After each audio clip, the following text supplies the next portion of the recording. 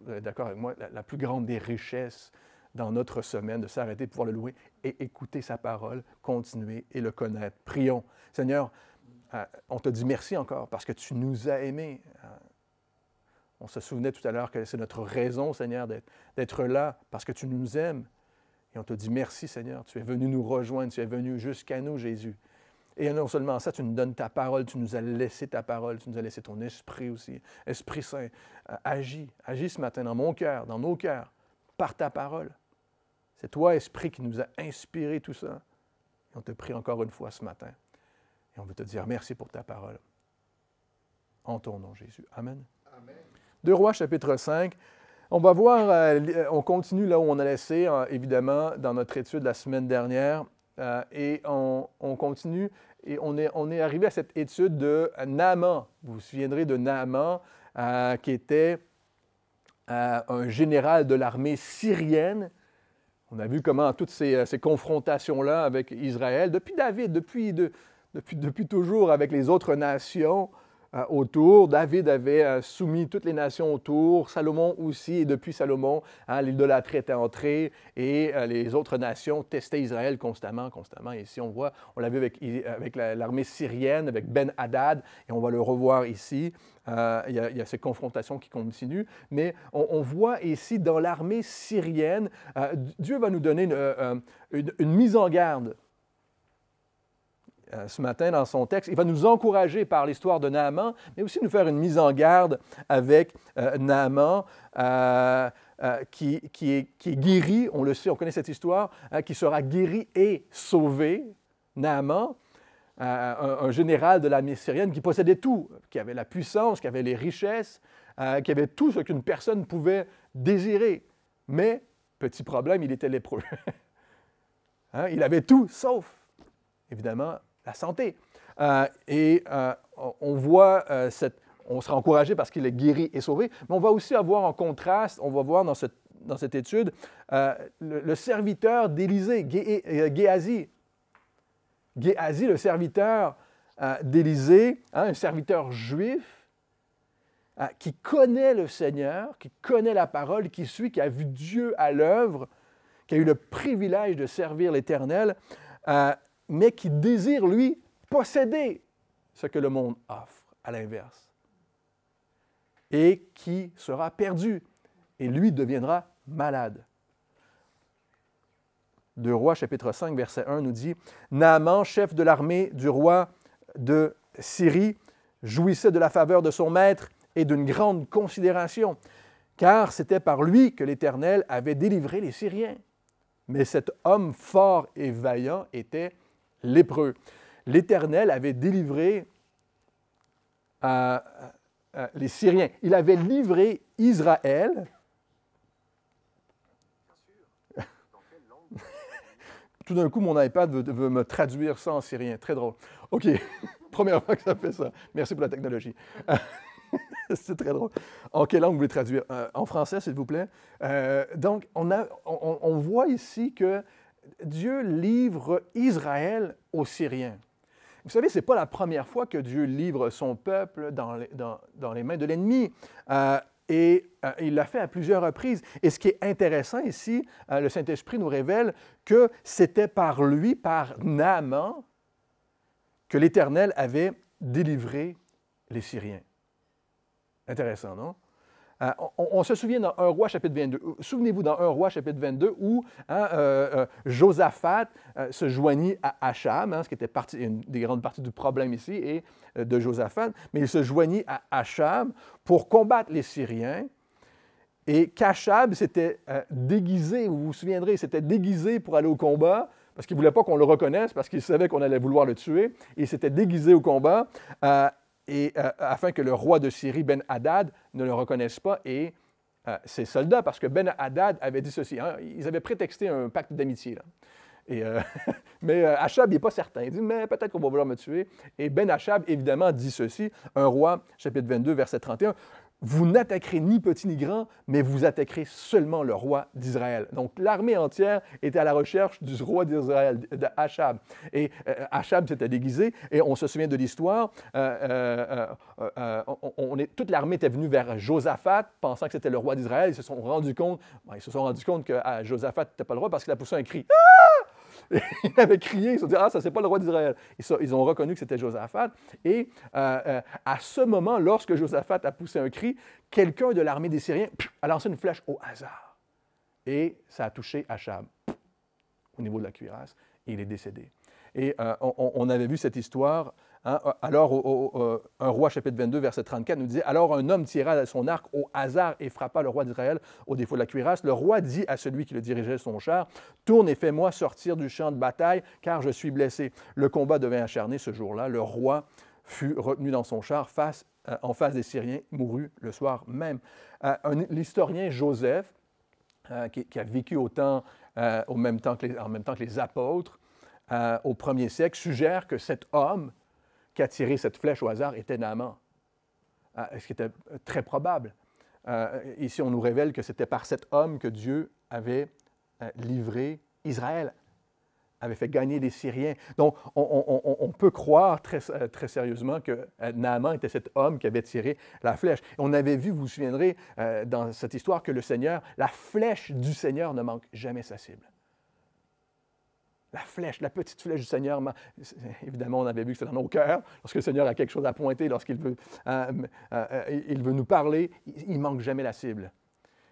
Et ici, la parole nous rappelle que c'est l'Éternel qui a délivré les Syriens. Et donc, on va voir Naaman qui a tout ce qu'une personne peut désirer dans ce monde. On l'a dit, cette richesse, la puissance.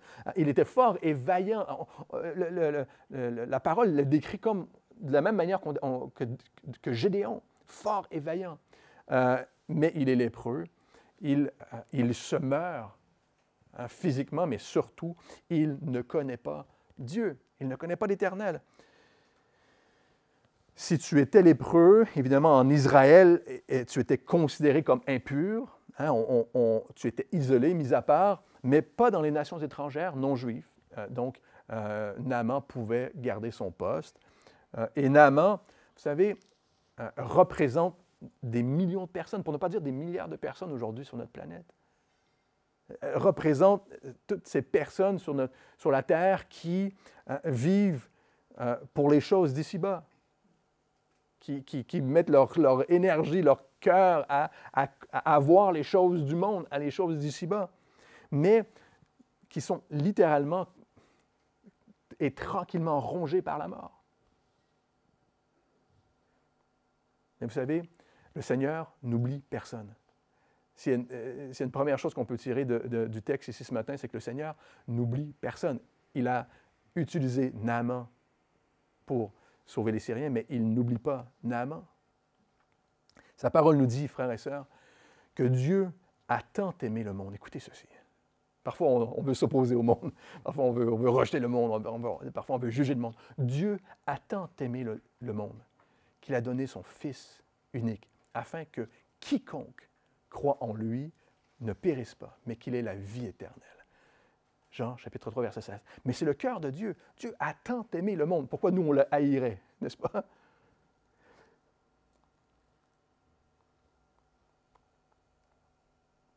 On voit, et donc,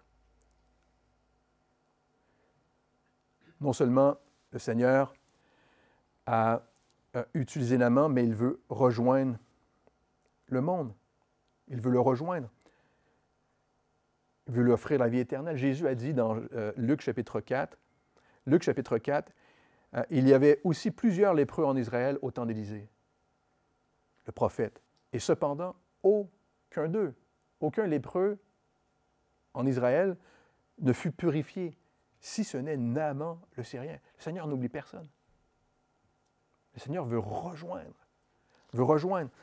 Dans Josué, chapitre 24, je vous le lis, mais Josué a dit à tout le peuple, « Ainsi parle l'Éternel, le Dieu d'Israël, vos pères, Térash, père d'Abraham et père de Nachor, habitaient anciennement de l'autre côté du fleuve, et ils servaient d'autres dieux. » Dieu est allé les rejoindre. alors qu'ils ne connaissaient pas l'Éternel, alors qu'ils étaient idolâtres. Il parle d'Abraham ici. Hein? Avant même qu'ils ne connaissent le Seigneur, ne les a pas oubliés. Je prie votre père Abraham, dit l'Éternel, de l'autre côté du fleuve, et je lui fis parcourir tout le pays, dit l'Éternel. C'est extraordinaire, n'est-ce pas? Dieu a dit, je l'ai pris, je suis allé le chercher, et je lui ai fait parcourir le pays. Saul de Tarse, évidemment, détestait les chrétiens. Avez-vous déjà rencontré quelqu'un qui déteste les chrétiens? Saul de Tarse détestait les chrétiens, il était ennemi de Dieu, c'est comme ça qu'il se présente, mais le Seigneur s'est saisi de lui et le rejoint pour le sauver. Et non seulement pour le sauver, mais pour l'utiliser afin de rejoindre les autres à son tour. Frères et sœurs, vous et moi étions ennemis de Dieu auparavant. J'aime bien mon frère, lorsqu'on fait d'évangélisation, quelqu'un dit « Moi, je ne crois pas. » Mais vous savez quoi? J'étais comme vous. J'étais comme vous avant. Je ne croyais pas. Nous étions ennemis de Dieu, mais dans sa grâce, le Seigneur nous a trouvés. Dans sa grâce, le Seigneur nous a guéris. Il nous a sauvés de notre lèpre, du péché. Le Seigneur nous a purifiés. Le Seigneur a utilisé quelqu'un à un moment dans votre vie pour vous annoncer l'Évangile, n'est-ce pas? Il a utilisé quelqu'un, tout comme il veut vous utiliser pour annoncer l'Évangile autour de vous. L'Évangile est le seul message d'espoir que nous avons. C'est le seul message d'espoir que le monde a aussi. Malgré qu'on peut reconnaître que ce monde est austère à Jésus, à l'Évangile, tout comme le Seigneur a utilisé, on va le voir ici, une petite fille captive en Syrie, pour annoncer une bonne nouvelle à la famille de Naaman. Verset 2 de Rois, chapitre 5, on continue. Or, les Syriens étaient sortis par troupes à un moment, dans le passé, et ils avaient amené captive une petite fille du pays d'Israël, qui était au service de la femme de Naaman. Et elle dit, cette petite fille, à sa maîtresse, « Oh, si mon Seigneur était auprès du prophète qui est à Samarie, en parlant d'Élisée, le prophète le guérirait de sa lèpre. » Petite fille, captive dans la famille de Naaman, dans une nation étrangère, en Syrie. Une petite fille qui a été arrachée à tout, évidemment, à tout sauf la parole de Dieu. Est-ce que vous vous sentez parfois arraché à tout et la seule chose qui vous reste, c'est la parole de Dieu, c'est l'Évangile? Arraché à tout sauf la parole de Dieu, sauf sa foi dans le Dieu qui sauve, qui guérit, et elle rend témoignage, elle se met en danger ici en parlant, n'est-ce pas? Elle se met une petite fille toute seule dans la maison d'un des chefs, des généraux de l'armée de Syrie, au risque de perdre non seulement sa position, mais auprès de cette famille, elle témoigne. Au risque de tout perdre, elle témoigne. Tout ce qu'elle a à faire est d'annoncer, et elle le fait. Et à l'évidence, elle ne le fait pas pour être connue ou quelque chose d'autre. Hein. On ne connaît même pas son nom. Une petite fille. On pourra la rencontrer un jour au ciel. Connaître son histoire un peu plus, mais on peut croire que c'est avec espoir, n'est-ce pas, qu'elle a témoigné à cette famille afin que cette famille vienne à la connaissance de l'Éternel. C'est la raison pour laquelle elle le fait. Si seulement mon Seigneur était auprès du prophète. Le Seigneur, évidemment, on parle de cette petite fille, le Seigneur l'a voulu là, à ce moment, pour l'utiliser de cette manière. J'espère que vous le croyez ce matin. J'espère que vous croyez que le Seigneur vous a voulu là où vous êtes pour vous utiliser selon sa volonté. Au verset 4, Naaman alla dire à son maître, « La jeune fille du pays d'Israël a parlé de telle et telle manière. Hein? » Naaman est allé voir à son maître, donc le roi de Syrie, et le roi de Syrie dit, « Va, rends-toi à Samarie et j'enverrai une lettre au roi d'Israël. » Intéressant, il va envoyer une lettre au roi, mais pas à Élisée. Et il partit, prenant avec lui 10 talents d'argent et 6 000 cycles d'or. et 10 vêtements de rechange. Il l'a envoyé riche, là. Il est allé acheter quelque chose, alors qu'il va recevoir quelque chose gratuitement. Le roi de Syrie écrit au roi d'Israël, car, évidemment, dans cette perspective, c'est sous l'autorité du roi que les prophètes agissent, et encore plus à ce moment avec Achab, et Achab qui est décédé, mais il y a toujours Jézabel qui est quelque part là-dedans, là, vous vous souviendrez, ils avaient toujours 800 prophètes qui mangeaient à leur table.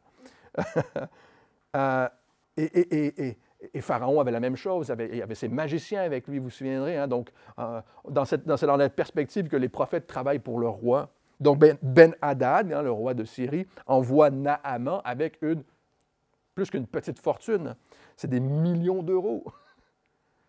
750 livres d'argent et 200 livres d'or. Vous ferez le calcul chez vous. Au verset 6, il porta au roi d'Israël la lettre. Très intéressant. Où il était dit, écoutez, maintenant, quand cette lettre te sera parvenue, tu sauras que je t'envoie Naaman, mon serviteur, afin que tu le guérisses de sa lèpre. Après avoir lu la lettre, le roi d'Israël déchira ses vêtements et dit, suis-je Dieu pour faire mourir ou pour faire vivre, pour qu'il s'adresse à moi afin que je guérisse un homme de sa lèpre? Sachez donc et comprenez qu'il cherche une occasion de dispute avec moi. Lui, il voit que il pense politique, là. Il pense que c'est une stratégie politique, une stratégie de guerre pour l'atteindre. Pour nous, frères et sœurs, pour nous, chaque rencontre est une opportunité de partager notre foi, frères et sœurs. Chacune de nos rencontres dans notre vie est une opportunité de partager notre foi. D'élever le nom de Dieu, de le glorifier d'une manière ou d'une autre. Et c'est vraiment le désir de mon cœur ce matin. Mais pour Joram, roi d'Israël, hein, le fils de Achab ici, sa préoccupation est évidemment de se positionner. Ben-Hadad, il a des raisons de se douter, là. Ben-Hadad a fait tuer son père, Achab. Si c'est, et là c'est intéressant, si c'est Naaman qui a tué Achab d'une flèche perdue, est-ce que Joram le sait? Est-ce que Naaman le sait lui-même? Joram ne semble pas le savoir nécessairement, mais semble reconnaître que Ben-Hadad n'est peut-être pas aussi honnête qu'il le prétend. Le monde, frères et sœurs, est prêt à s'entretuer. Mais le Seigneur veut sauver le monde. Le savez-vous? Le Seigneur, par une flèche perdue, par une lettre, par le témoignage d'une petite fille, veut sauver les hommes et femmes autour de nous. J'espère que vous le croyez ce matin. Au verset 8, lorsqu'Élisée, homme de Dieu, apprit que le roi d'Israël avait déchiré ses vêtements, il envoya dire au roi, « Pourquoi as-tu déchiré tes vêtements? Laisse-le venir à moi, et il saura qu'il y a un prophète en Israël. » Comment est-ce que Élisée a su, soit que quelqu'un est venu lui rapporter que le roi avait déchiré ses vêtements, ou que Naaman est présent, ou que le Seigneur a révélé spirituellement à Élisée, ce que le Seigneur fait à plusieurs reprises à d'autres endroits avec Élisée. Au chapitre 6, on va le voir. Au chapitre 6, le roi de Syrie, là, dans notre prochaine étude, il va se demander comment Élisée fait pour savoir tout ça. Et il y a un de ses serviteurs qui va lui dire que Dieu lui révèle ce que lui seul dit dans sa propre chambre. Dieu se révèle à Élisée, lui donne le discernement. Et en tous les cas, ce que Élisée entend ici est ce qui est écrit dans cette lettre. Voilà ce que Élisée entend. Voilà ce que nous, on entend. Quand cette lettre te sera parvenue, tu sauras que j'envoie Naaman, mon serviteur, afin que tu le guérisses de sa lèpre. Qui sont en fait les paroles d'espoir d'une petite fille à Naaman. Frères et sœurs, est-ce que vous croyez que la parole de Dieu fait son chemin dans les cœurs? La parole de Dieu fait son chemin dans les cœurs. Ésaïe chapitre 55, vous connaissez ce passage, mais on doit le savoir. Lorsque la parole de Dieu est semée, elle est sans relâche dans le cœur de ceux et celles qui l'entendent. Le Seigneur la récoltera en temps voulu. Ésaïe chapitre 55, verset 11, je vous le lis, vous le connaissez, ce passage. « Ainsi en est-il de ma parole, dit Dieu, qui sort de ma bouche. Elle ne retourne point à moi sans effet, sans avoir exécuté ma volonté et accompli mes desseins, dit Dieu. » Le Seigneur veut que l'on sache ici qu'il y a un prophète, un messager de Dieu en Israël. Un homme de Dieu qui annonce la parole de Dieu et que l'Éternel est Dieu, qu'il est vivant. Le but n'est pas seulement que Naaman retourne en Syrie guéri de sa lèpre. C'était peut-être l'idée de Naaman lui-même au début, hein? Bon, juste être guéri de sa lèpre. Mais ce n'est pas le désir de Dieu pour Naaman à ce moment. Il désire que Naaman ait une vraie rencontre avec le Dieu vivant, après avoir été nettoyé et guéri. Au verset 9 de Rois chapitre 5, Naaman vint avec ses chevaux et ses chars et il s'arrêta à la porte de la maison d'Élisée. Élisée lui fit dire par un messager, « Va et lave-toi 7 fois dans le Jourdain, ta chair deviendra saine et tu seras pur. » Naaman fut irrité, hein? Il était en rage même. Et il s'en alla en disant, « Voici, je me disais, il sortira vers moi, il se présentera lui-même, il invoquera le nom de l'Éternel, son Dieu, il agitera ses mains sur la place et guérira le lépreux. Hein? C'était l'habitude des prophètes, on l'avait vu avec Achab, les faux prophètes. Hein? Ils étaient devant, puis ils poussaient des cris, puis ils poussaient les mains, ils mettaient des costumes. Là. Ils s'attendaient à ce qu'Élisée fasse ça. Élisée ne sort même pas de chez lui. Naaman est furieux. Moi, je ne suis pas n'importe qui. Il est vexé, évidemment, dans son orgueil, hein, et il s'attend à un traitement spécial, qu'on lui fasse l'honneur d'un traitement particulier, comme, vous savez quoi, comme n'importe quelle personne dans ce monde. Mais la vérité, c'est que nous avons tous à passer par le même chemin pour recevoir le pardon de nos péchés. Nous avons tous à passer par le même chemin. Peu importe qui nous sommes, d'où nous venons, peu importe ce que nous avons fait, c'est le même chemin. Certaines personnes n'aiment pas l'idée de devoir être sauvées et surtout pas de la même... Littéralement, beaucoup de gens ne croient pas, sont vexés à l'idée de devoir être sauvés. Moi, je suis une bonne personne, j'ai besoin de personne. C'est ce que l'on rencontre beaucoup, d'ailleurs, dans notre région. Des gens qui n'ont besoin d'absolument rien, qui ont tout. Le bateau, la villa, la Tesla. Ah, j'ai bien dit. C'est venu tout seul, je vous l'assure. Mais c'est vrai, on n'a pas besoin d'être sauvé. Non seulement on est vexé à l'idée de devoir être sauvé, mais surtout, je n'ai pas besoin d'être sauvé de la même manière que n'importe quelle autre personne. Naaman continue, il ajoute au verset 12, « Les fleuves de Damas, l'Abana, le Parpar ne valent-ils pas mieux que toutes les eaux d'Israël? Ne pourrais-je pas m'y laver et devenir pur? » Et il s'en retournait et partait avec fureur. En Syrie, j'ai des bien meilleures eaux. Moi, je suis de Paris, j'ai la Seine.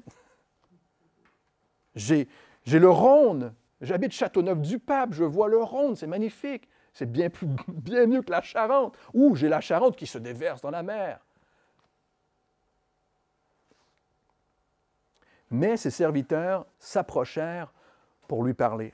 Et ils dirent, « Mon père, si le prophète t'avait demandé quelque chose de difficile, ne l'aurais-tu pas fait? Combien plus dois-tu faire ce qu'il t'a dit? Lave-toi et tu seras pur. »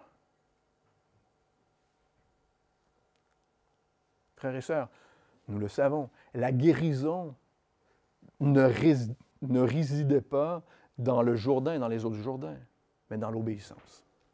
La guérison réside dans l'obéissance. Dans l'obéissance à Dieu. Et Élisée le sait, à l'évidence. Il teste Naaman. Il veut que Naaman sache aussi ceci, que c'est 100% l'œuvre de Dieu, et non pas d'un roi, d'un prophète, ou de lui-même. C'est 100% l'œuvre de Dieu. Mais la réponse, et voici l'humilité de ses serviteurs, mais c'est trop facile, c'est beaucoup trop facile. C'est beaucoup trop facile. Tu me dis que je dois croire au Fils de Dieu et je serai sauvé. C'est beaucoup trop facile. C'est trop simple. Le salut est le même pour tout le monde et il n'y a qu'un seul sauveur par lequel nous puissions être sauvés, nous dit la parole. Et il ne suffit que de croire. Que de croire. Au verset 14, il descendit alors et se plongea 7 fois dans le Jourdain, selon la parole de l'homme de Dieu, et sa chair redevint comme la chair d'un jeune enfant, et il fut pur. Lave-toi et tu seras pur. Crois et tu seras sauvé, nous dit la parole. Un autre pasteur disait, « Ce grand guerrier a retrouvé une peau de bébé. » Comme s'il était né de nouveau. Comme s'il était né de nouveau. Naaman retourna vers l'homme de Dieu avec toute sa suite. Lorsqu'il fut arrivé, il se présenta devant lui et dit, à ce moment, il a accès, il ouvre la porte et il vient à ses pieds. « Voici, je reconnais qu'il n'y a point de Dieu sur la terre, si ce n'est en Israël. » Est-ce que vous croyez que Naaman est converti, qu'il est sauvé à ce moment? Oui. Son attitude a complètement changé. Il a obéi. Il confesse qu'il n'y a point d'autre Dieu sur toute la terre. Il n'y en a qu'un seul. Et maintenant, dit-il, accepte, je te prie, un présent de la part de ton serviteur. Hein? On voit ici un cœur de serviteur. Ce n'est plus, mais je suis Naaman, le général, je suis ton serviteur maintenant. Élisée répondit, l'Éternel dont je suis le serviteur est vivant, je n'accepterai pas. Naaman le pressa d'accepter, mais Élisée refusa. Est-ce que tous les messagers de Dieu aujourd'hui, ou tous les messagers feraient ça aujourd'hui? Frères et sœurs, ne laissez personne vous faire croire que le royaume de Dieu ne peut pas avancer si vous ne donnez pas à une campagne de fonds ou à leur ministère. Ne croyez pas que le royaume de Dieu ne peut pas avancer. On a vu que le Seigneur travaille avec un petit nombre. On a vu que le Seigneur travaille et à 100%, c'est son œuvre ici. Et on le voit, il n'a pas besoin de ses ressources comme le monde peut le penser parfois. Ce que Dieu fait pour nous, il le fait gratuitement. Sinon, ce n'est pas la grâce de Dieu. Si ce n'est pas gratuit, ce n'est pas la grâce de Dieu. On ne peut pas l'acheter et on ne peut pas non plus le mériter. On ne peut pas mériter la grâce de Dieu. Jésus a dit dans Matthieu chapitre 7, verset 15, « Gardez-vous des faux prophètes. Ils viennent à vous en vêtements de brebis, mais au-dedans, ce sont des loups ravisseurs. » Et on va le voir dans un instant pourquoi. Ici, ravisseur est utilisé 6 ou 7 fois dans le Nouveau Testament. Hein, et pour dire littéralement, prenez garde à ceux qui veulent vous extorquer, qui veulent prendre votre argent. Ce sont des loups déguisés en brebis.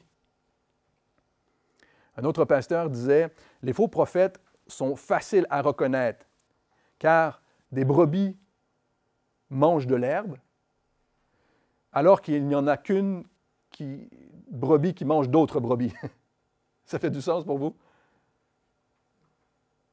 Un faux prophète est un loup déguisé en brebis, et c'est une brebis qui mange d'autres brebis, et qui n'est pas venue pour manger de l'herbe, la parole de Dieu. Ah, et on en a un exemple ici avec Géasi, le serviteur d'Élisée, au verset 17. « Alors Naaman dit, « Puisque tu refuses, permets que l'on donne de la terre à ton serviteur, une charge de 2 mulets. Car ton serviteur ne veut plus offrir à d'autres dieux, ni holocauste, ni sacrifice. Il n'en offrira qu'à l'Éternel. » Il retourne chez lui et il ne va adorer que l'Éternel. Et non seulement ça, il veut le faire sur une terre qui vient d'Israël. Il ne veut pas le faire sur la terre de Syrie. Donc, il demande, il dit, « OK, tu veux pas avoir mes cadeaux, mais permets-moi de prendre 2 gros sacs de terre qui viennent d'Israël, de les mettre sur des mulets et de les ramener chez moi. » Naaman est tellement excité de connaître le Seigneur qu'il pense même plus à ses sacs d'or et d'argent, là. Il veut s'en libérer. « Donne-moi de la terre pour que je puisse louer Dieu. » Extraordinaire. Il veut retourner chez lui avec des sacs remplis de terre. Et il va en faire quoi? Un bac à sable, frères et sœurs.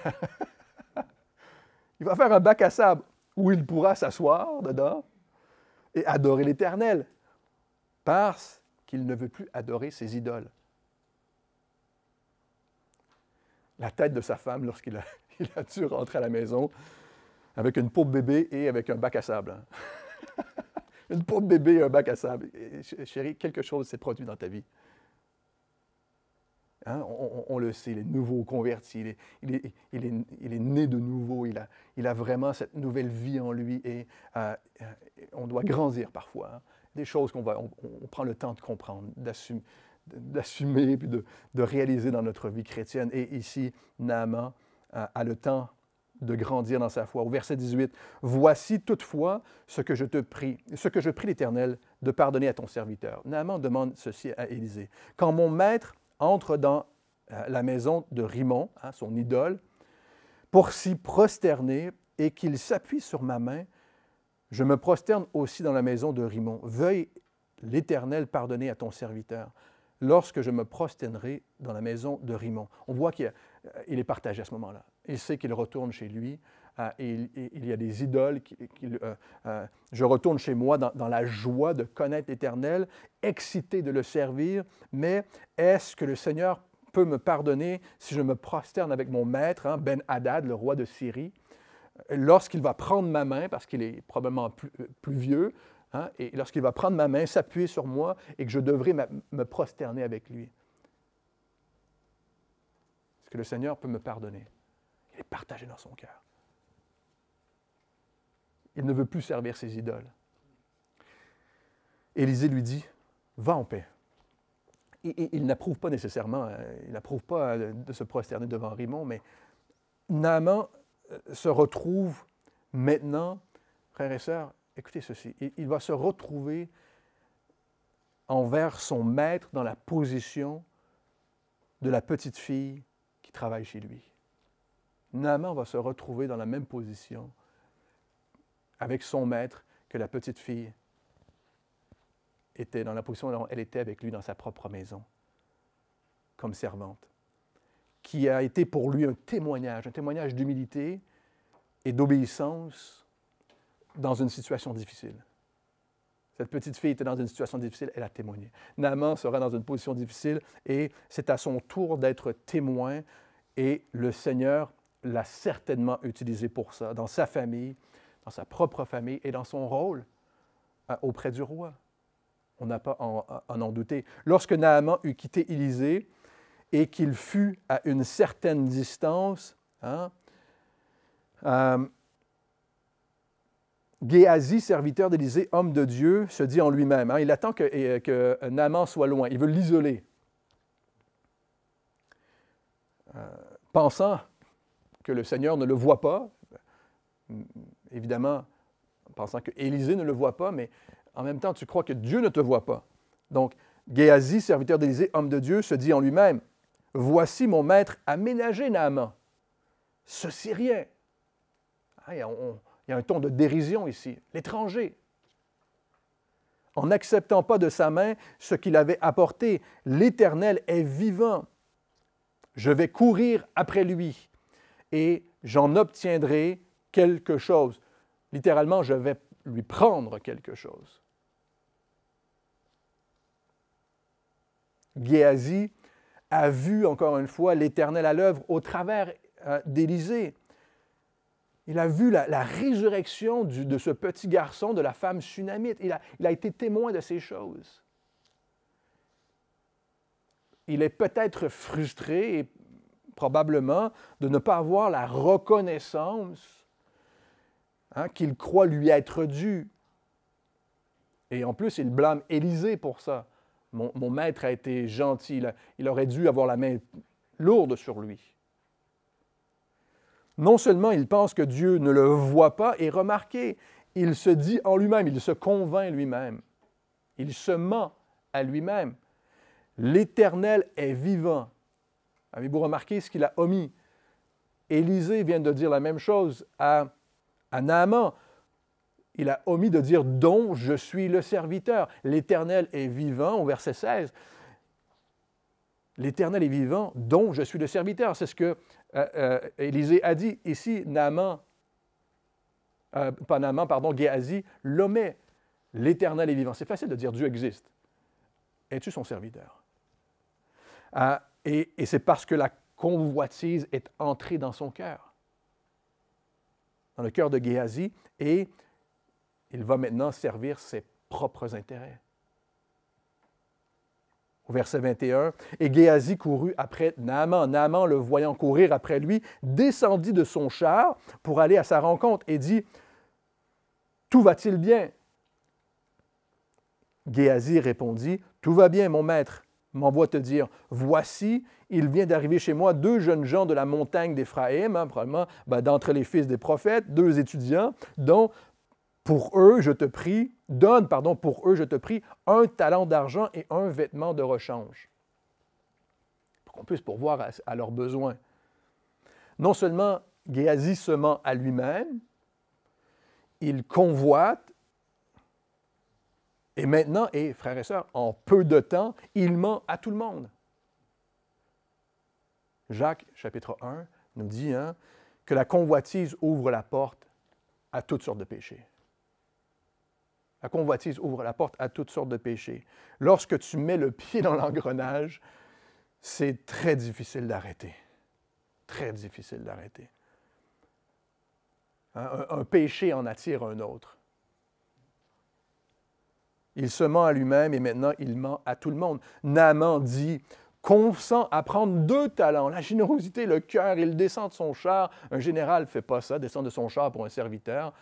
Il descend, il est heureux, il est content. On voit vraiment le zèle, la joie, l'amour, peu importe. Mais on voit qu'il dit non seulement, tu m'en demandes 1 talent, je vais t'en donner 2 talents, prends tout. De toute façon, j'ai plus de place, j'ai de la terre dans mes sacs.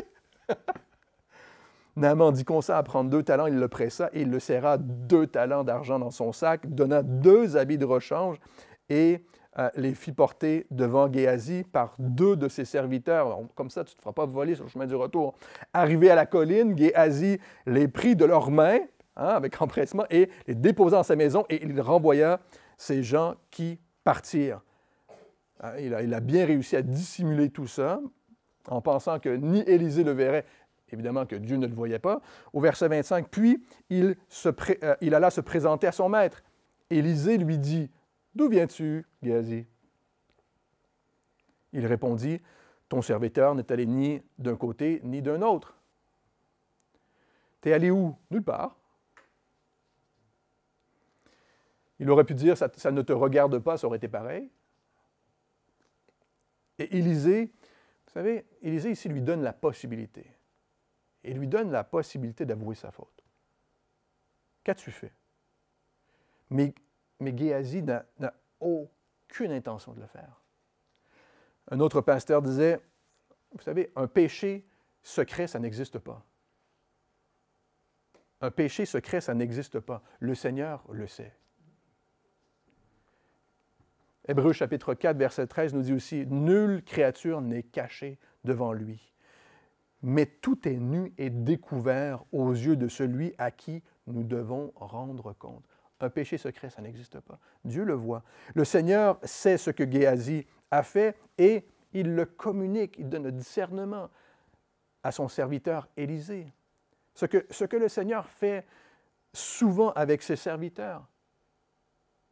Lorsque Josué a été interrogé, vous vous souviendrez avec Achan, dans Josué chapitre 7, lorsqu'on avait caché le trésor, Achan, le trésor dans le camp, on se demandait ça venait de où. Le Seigneur a révélé ces choses à Josué. Lorsque Pierre a interrogé Saphira et Anania, dans Acte 5, le Seigneur a révélé à ses serviteurs. Alors, hein, et dans ces deux exemples-là, où on avait convoité les richesses et on avait menti par orgueil. Au verset 26, « Mais Élisée lui dit, « Mon esprit n'était pas absent lorsque cet homme a quitté son char pour venir à ta rencontre. Est-ce le temps de prendre de l'argent et de prendre des vêtements, puis des oliviers, puis des vignes, des brebis, des bœufs, des serviteurs et des servantes? Où tout ça te mènera? Tu en voudras juste plus tout le temps, tout le temps, tout le temps. » On a vu dans notre dernière étude, 1 Timothée chapitre 6, on a mentionné 1 Timothée chapitre 6 qui nous dit « C'est en effet une grande source de gain que la piété avec contentement. » On avait vu cette femme sunamite qui était contentée avec ce que le Seigneur lui donnait. Et le Seigneur voulait la bénir en plus. Cette dame sunamite, hein, elle a vu son fils ressusciter. Et vous savez quoi? Ça devait être une leçon pour Géasi qui était présent, qui était contenté. Élisée lui avait demandé, vous vous souviendrez, si elle voulait rencontrer le roi pour avoir pris soin d'eux. Hein, tu as été généreuse avec nous. Est-ce que tu veux rencontrer le roi? Je peux te faire rencontrer le roi. Alors que cette femme avait refusé. Mais Géasi, lui, et on va le voir au chapitre 8, il va être assis à côté du roi en train de discuter avec lui. Dans la maison du roi d'Israël, son désir, c'était de se positionner lui-même aussi. C'est d'avoir les choses du monde. Frères et sœurs, Paul avertit Timothée, son fils, dans la foi. Tourne avec moi dans 1 Timothée chapitre 6. Et on va terminer dans un instant. 1 Timothée chapitre 6, tout de suite après. C'est en effet une grande source de gain que la piété avec contentement. Avoir une vie pieuse avec contentement. Merci Seigneur de ce que tu me donnes. 1 Timothée chapitre 6, au verset 7, tout de suite après, Paul va dire à Timothée, « Car nous n'avons rien apporté dans le monde. » Et il est évident que nous n'en pouvons rien emporter. Au verset 8, « Si donc nous avons la nourriture et le vêtement, cela nous suffira. Mais ceux qui veulent s'enrichir tombent dans la tentation, dans le piège et dans beaucoup de désirs insensés et pernicieux qui plongent les hommes dans la ruine et la perdition. Car l'amour de l'argent est une racine de tous les maux, et quelques-uns, en étant possédés, se sont égarés loin de la foi et se sont jetés eux-mêmes dans bien des tourments. » On a l'impression que l'argent, c'est le problème. Moi, ça va avec l'argent. Non, c'est le péché dans ton cœur, c'est la convoitise. Ça va créer, tu vas toujours vouloir plus. C'est ce que Élisée dit à Géasi ici. Par conséquence, et voici au verset 27, 2 Rois chapitre 5, « La lèpre de Naaman s'attachera à toi et à ta postérité pour toujours, dit Élisée à Géasi. Et Géasi sortit de la présence d'Élisée avec une lèpre comme la neige. » Dieu a jugé Géasi en lui donnant la lèpre et en annonçant qu'elle atteindrait sa postérité. C'est ça l'héritage que tu veux laisser à tes enfants. C'est ça l'héritage que tu veux laisser. Le témoignage que tu veux laisser. Ce n'est pas ce que Dieu veut accomplir. On pense trouver la sécurité et le réconfort dans les choses du monde. Mais la parole de Dieu atteste le contraire, frères et sœurs. Et révèle ici la laideur du péché attaché à notre cœur. On veut rester près de la parole de Dieu, se nourrir de la parole de Dieu, désirer la parole de Dieu, être près de lui. La convoitise qui rongeait évidemment le cœur de Géasi était comme la lèpre qui maintenant ronge son corps. En plus, Géasi ne sera plus serviteur d'Élisée et son ministère n'est plus le serviteur de Dieu. et encore jusqu'à aujourd'hui, hein, comme le mentionne Paul, c'est une des qualifications pour servir Dieu aujourd'hui, hein, de ne pas être ami de l'argent. Et dans 2 Timothée, Paul rappelle que ce sera un des signes des derniers jours dans lesquels nous vivons, je le crois, où les gens aimeront l'argent plus que Dieu et même plus que les autres personnes. 2 Timothée chapitre 3. On termine avec ceci. Alors que non seulement le Seigneur donne la vie éternelle à Naaman, il lui donne aussi une nouvelle raison de vivre. Il lui donne un but et une mission. Naaman a reçu la vie alors que Géasi a perdu la sienne. Frères et sœurs, si nous ne connaissons pas Jésus, nous avons la lèpre. Avant de connaître Jésus, nous avions cette lèpre, la mort est attachée à nous et nous faisait mourir et nous donnait la mort. On peut se dire, oui, mais il y a plus que les rivières, il y a plus que le Jourdain, il y a plus que les... Il y a quelque chose de mieux. Il y a Allah, il y a Bouddha, il y a le chocolat. Il y a plein de choses dans la vie à laquelle on veut s'attacher, d'autres. Il n'y a qu'un seul chemin. Un seul. Actes chapitre 4, verset 12, je vous le lis, nous dit, « Il n'y a de salut en aucun autre que Jésus, car il n'y a sous le ciel aucun autre nom qui ait été donné parmi les hommes par lequel nous devions être sauvés. Jésus-Christ. » Tout comme les serviteurs de Naaman lui dirent, « Lave-toi et tu seras pur. » Romains chapitre 10, je vous le relis, on l'a dit tout à l'heure. « Si tu confesses de ta bouche le Seigneur Jésus, et si tu crois dans ton cœur que Dieu l'a ressuscité des morts, tu seras sauvé. Car c'est en croyant du cœur qu'on parvient à la justice, et c'est en confessant de la bouche qu'on parvient au salut. Crois et tu seras sauvé. » Prions. Seigneur, merci pour ta parole. Il n'y a aucun autre nom qui a été donné. Le tien, Jésus. On veut le célébrer, et non seulement ça, on veut être continuellement en relation avec toi. Ce qui est important, c'est notre relation avec toi. Celle que tu as avec nous, Seigneur. Et on a un privilège de revenir au trône de grâce pour te demander, Seigneur, pardon. Pardon pour nos péchés, pardon pour nos tentations. Pardon, Seigneur, parce qu'on raisonne comme le monde parfois. On pense qu'on peut, nous, être meilleurs que le monde avec l'argent, avec les choses de ce monde, Seigneur, alors que c'est une tentation pour nous aussi. On te demande, Seigneur, de nous donner, voilà, d'être un témoignage pour toi là où nous sommes, de ta parole. De donner, Seigneur, ta parole autour de nous, de marcher avec ta parole, de la distribuer, Seigneur, ta parole. Cette parole qui est l'Évangile, qui contient les sources de la vie éternelle. En ton nom, Jésus. Amen.